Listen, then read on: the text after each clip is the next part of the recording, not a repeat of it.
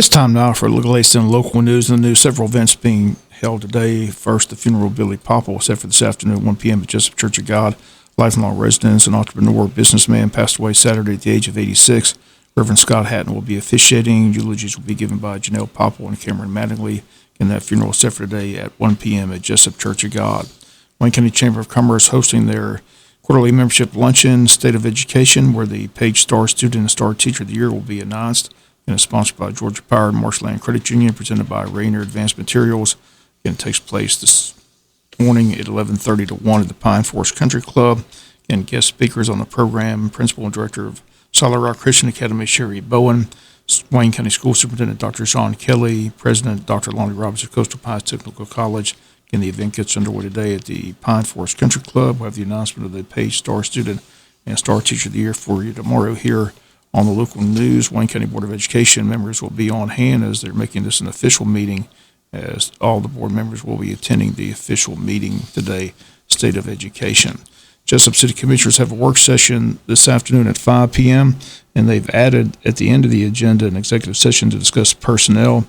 Also on the agenda, the proposed 2021-22 annual budget, the 2019-2020 audit report by Chris Harris, March 2021 financial statement by City Clerk Treasurer Rose Marcus, also Georgia DOT contract resolution, manholes and valve boxes, Highway 341 with City Engineer Bill Schuman, and Fire Chief Josh Huffman on the agenda to talk about permission to purchase a tool body truck.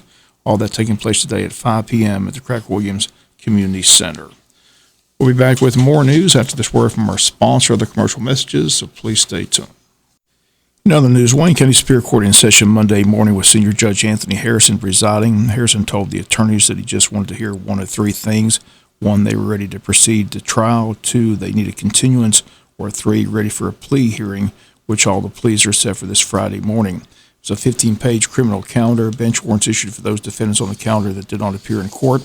Ian Heap and Melissa Himes handling the duties as assistant DAs for Wayne County and the circuit.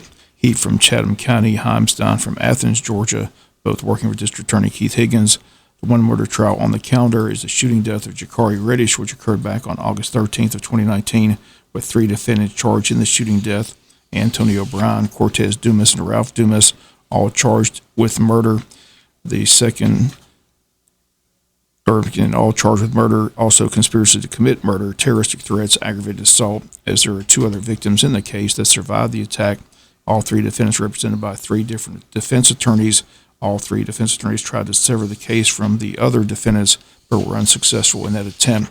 But again, the judge says this case is not ready for the May 3rd calendar date, but he says as soon as he can find 2 weeks on his calendar, as they stated, it'll be a 2-week trial. He said Monday, as soon as he checks his calendar and has a 2-week window, that'll be the first case on his docket. The other murder trials were not on the docket, as defendant Earl Watson was not on the calendar. We talked with District Attorney Keith Higgins, who was at court Monday. He says that case had to be assigned to a special prosecutor as there was a conflict with Higgins in the case. He said he contacted Attorney General Chris Carr to have it assigned to a special prosecutor. New prosecutor is a recently retired DA from Chatham County, Diane McLeod. WIFO-FM talked with her Monday afternoon. She tells WIFO-FM that she just received that court file on the Watson case this past Saturday. She's reviewing it as she prepares for trial. DA Keith Higgins says that Diane McLeod is also handling the GBI report on the allegations against former Police Chief Mike Lane. Higgins walking away from that as well. Diane McLeod told WIFO-FM yesterday afternoon that she just received that GBI report Monday morning. So Diane McLeod handling both the Earl Watson murder trial and the GBI report on former Police Chief Mike Lane. Another high-profile murder case is the shooting death of Luther Harder. Defendants Thomas Foy Harder and Michelle Nicole Roberts face murder charges. This shooting death occurred back in November of 2018. That case being handled by the local district attorney's office, but Judge Guy is handling that case, and his court docket will appear when Judge Guy takes the bench here in Jesup during the month of May. Once again, WIFO-FM continues to follow the criminal cases in Wayne County Superior Court. Again, they'll be back in session Friday. Judge Anthony Harrison taking pleas from that 15-page criminal calendar presented on Monday morning. We'll come back with some final news notes after this word from our sponsor of the commercial messages, so please stay tuned. Final notes and news: community blood drive scheduled for Thursday, April 22nd at Jesup First United Methodist Church at 205 East Cherry Street. The time will be from 1 to 7 this Thursday.